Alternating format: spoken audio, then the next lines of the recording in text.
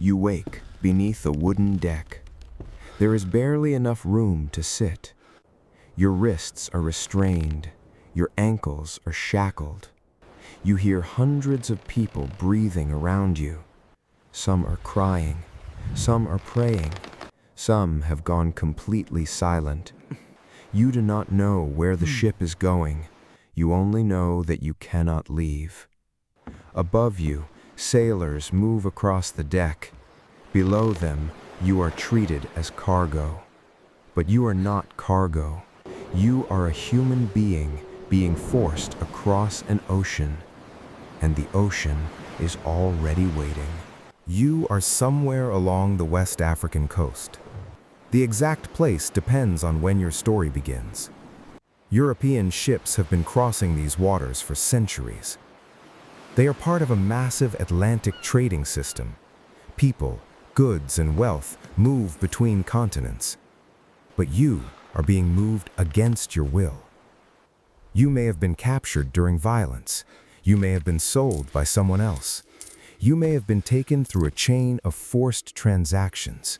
You may not even understand what has happened. Before reaching the coast, many captives endured long marches. Some were held in coastal forts or trading posts. There, you waited for a ship. You waited without knowing your destination. Then one day, you saw it. A wooden vessel sitting offshore. Its sails were visible against the horizon. The ship was not coming to rescue you. It had come to take you away. You are forced aboard. The deck is crowded with strangers, men, women, children, people speaking languages you may not understand, people from different communities and regions. You are separated from everything familiar, your home, your family, your name, your freedom. Then the hatch closes and the darkness begins. The space below deck is brutally cramped. People are packed together with little room to move. In some ships, standing is impossible. Even turning around can be difficult. The air is hot, the ventilation is terrible, the smell is overwhelming. There is sickness everywhere. Human waste cannot simply disappear. Fresh air is scarce. Water is limited. Food is poor. Disease can spread quickly through the crowded hold, and there is nowhere to escape it. You hear coughing nearby, then another person starts coughing, then another. You realize something terrifying. Illness does not need much time here. Neither does despair. The crew has another concern. They want the ship to reach the Americas with as many captives alive as possible. To them, survival means profit. Your suffering becomes part of an accounting system. Every body represents money. Every death represents a financial loss.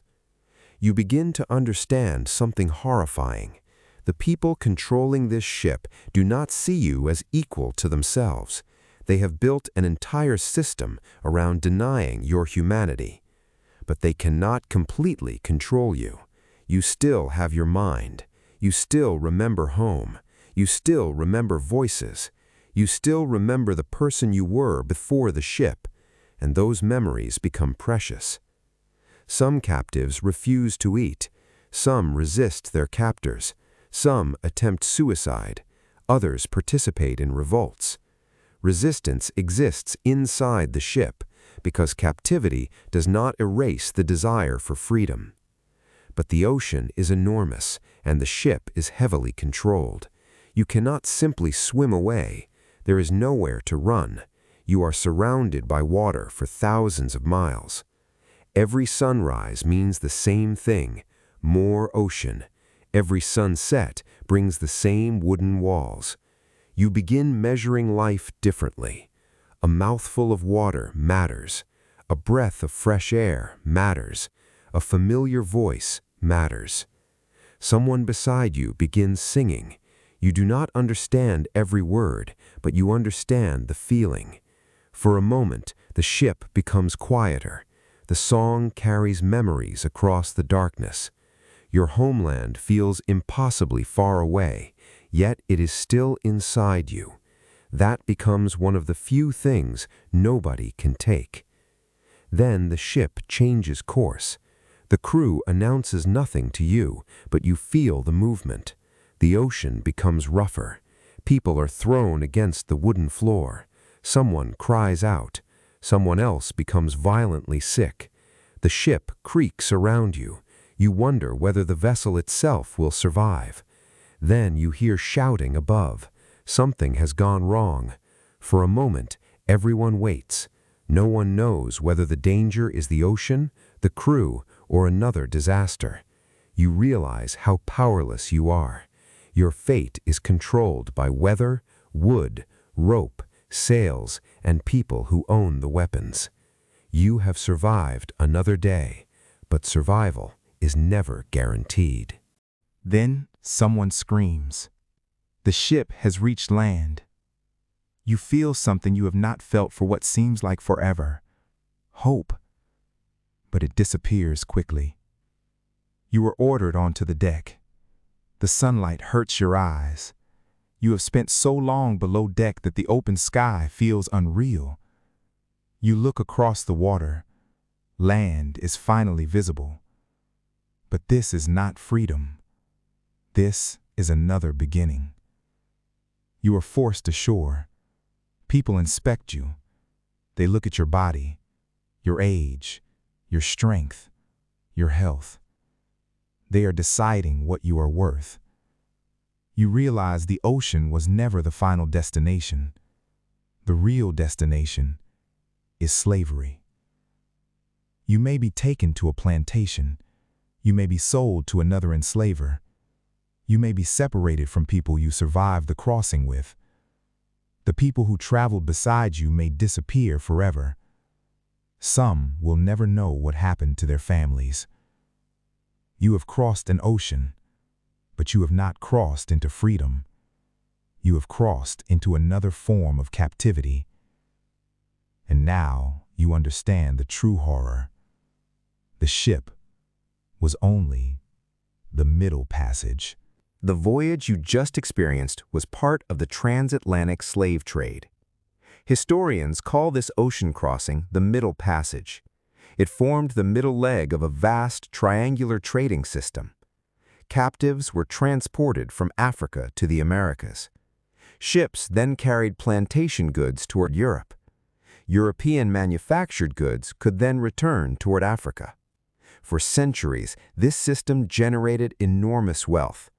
But that wealth was built through human suffering.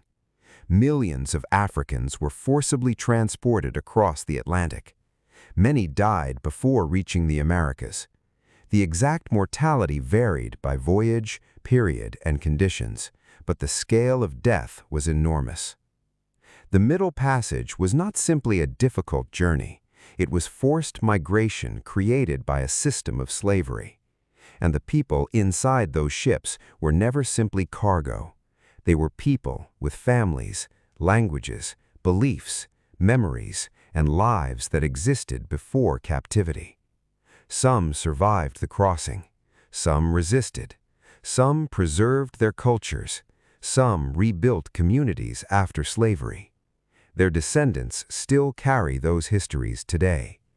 The ship eventually disappears beyond the horizon, but the story does not end there, because the Atlantic did not erase the people who crossed it. Their history survived, their cultures survived, their memories survived, and so did the evidence of what happened. Wooden shipwrecks still rest beneath the water. Documents still record voyages. Artifacts still reveal the violence of the trade, and descendants still tell the stories. The ocean once separated them from home. Today, it connects us to their history. And that is why the Middle Passage must never be remembered as merely a voyage. It was a human tragedy, a system of forced migration, and a warning about what happens when people are reduced to property. You were never cargo. You were human. And history remembers that difference.